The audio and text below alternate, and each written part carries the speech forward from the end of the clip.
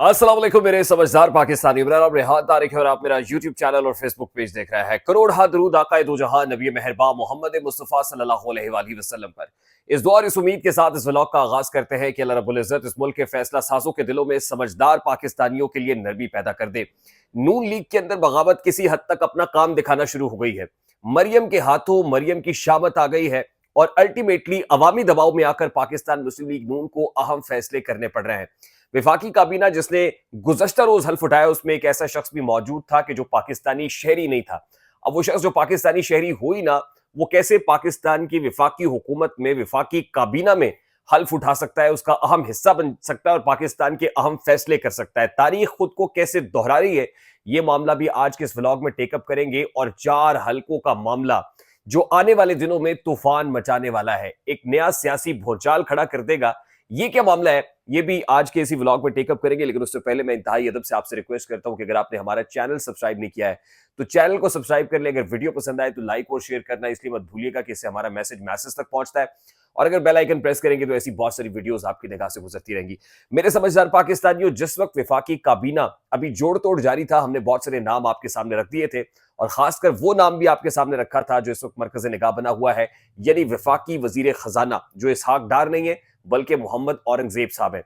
जैसे ही मोहम्मद औरंगजेब साहब की नॉमिनेशन हुई तो खबरें फ्लोट होने लगी। हमने तमाम तर रिसर्च सामने लग दी कि किस तरह मोहम्मद औरंगजेब साहब HBL यानी हबीब बैंक लिमिटेड के जो है वो CEO और प्रेसिडेंट है, और किस अंदाज में प्रेसिडेंट जो चेयरमैन साहब हैं खासतौर पे सुल्तान अलाना, उनको पहले ऑफर हुई थी वजारत खजाना की। उन्होंने जब ये ऑफर रद्द की, ठुकराई, तो उसके बाद CEO और प्रेसिडेंट जनाब मोहम्मद औरंगजेब साहब को चुना गया, इन पे हाथ रखा गया।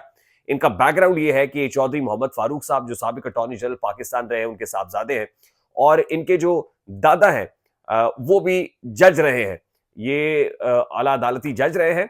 और खास तौर पे जो इनके वालिद साहब है चौधरी मोहम्मद फारूक साहब, ये जब अटॉर्नी जनरल पाकिस्तान थे खास तौर पे नवाज शरीफ साहब के दौर में, तो उस वक्त इन्होंने स्विसी बैंकों को बेनजीर और आसिफ अली जरदारी के अगेंस्ट खत भी लिखे थे कि पाकिस्तान का लूटा हुआ इतना पैसा स्विसी बैंकों के ऊपर में पड़ा हुआ है और इसको जल्द वापस लौटाया जाए।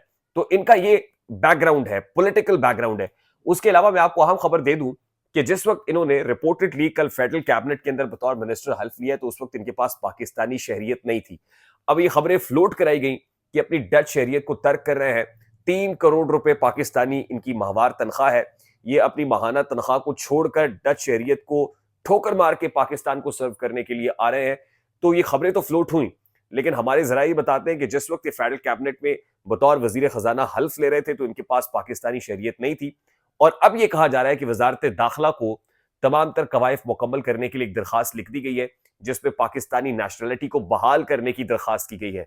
लेकिन क्या कोई वजीर खजाना फेडरल कैबिनेट के अंदर, कोई भी वजीर, क्या कोई भी मेंबर नेशनल असेंबली बतौर पाकिस्तानी, वैसे तो मेंबर नेशनल असेंबली नहीं है, ये पैराशूटर है, ये उसी तरह के पैराशूटर हैं जैसे पाकिस्तान में दीगर आते रहे हैं। मुझे याद है शौकत अजीज साहब भी एक पैराशूटर थे, मोइनुल्लाह कुरैशी भी एक पैराशूटर थे जो 93 के अंदर पाकिस्तान के निगरान वजीर आजम बने।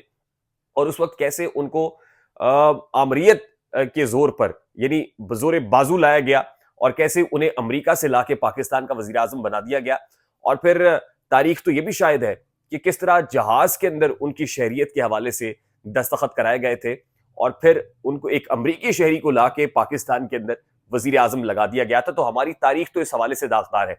अगर ये कहा जाए कि तारीख में कोई अनहोना वाकया हुआ या अनहोना मामला हुआ है तो ये नहीं कहा जा सकता, क्योंकि इससे पहले तारीख में बड़ी बड़ी अनहोनियां हुई हैं और पाकिस्तान ने उसका खमियाजा भुगता भी है। अब आज जो एक डच शहरी को लाके वजीर खजाना लगाया गया है, क्या ये पाकिस्तान की जो माशी समत है उसका तयन कर सकेंगे? क्या माशी किबला दुरुस्त हो सकेगा? क्या माशी धारा तब्दील हो सकेगा? ये सवाल ही है, क्योंकि मुझे नहीं लगता कि इनके हाथ में कोई ऐसी जादुई छड़ी है कि घुमाएंगे और उससे पाकिस्तान का एक्सटर्नल डेट बर्डन भी हल हो जाएगा, लिक्विडिटी क्राइसिस भी हल हो जाएगा। दूसरी इंपॉर्टेंट चीज यह है कि पाकिस्तान मुस्लिम लीग नून के अंदर जो एक शोर बपा है और खासतौर पर पाकिस्तान मुस्लिम लीग नून के सोशल मीडिया वर्कर्स की तरफ से एक कैंपेन की गई और उसमें निशानदेही की गई कि एक ऐसी खातून को जिसका नाम मरियम इकराम है, उसको member national assembly reserve seats के ऊपर लगा दिया गया है। तो ये कौन सा मेरिट है? उसके बाद हमने देखा कि सईदा नौशीन इफ्तिखार साहिबा जो पाकिस्तान मुस्लिम लीग नून पंजाब विंग की सूबाई सदर भी हैं, उन्होंने अपने ओहदे से इस्तीफा दे दिया। हमने राना सनाउल्लाह और ख्वाजा साद रफीक से मुताल्लिक आपको बताया कि मजीद सियासत का भी फिलहाल उनका इरादा कोई नहीं है।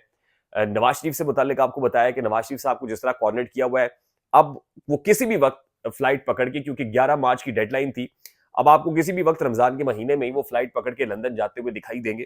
तहम गुज़श्ता रात अब अता तारड़ साहब ने एक्नॉलेज करते हुए ये कह दिया है कि उस बीबी से जो कागजात हैं वो वापस दिलवाए जा रहे हैं।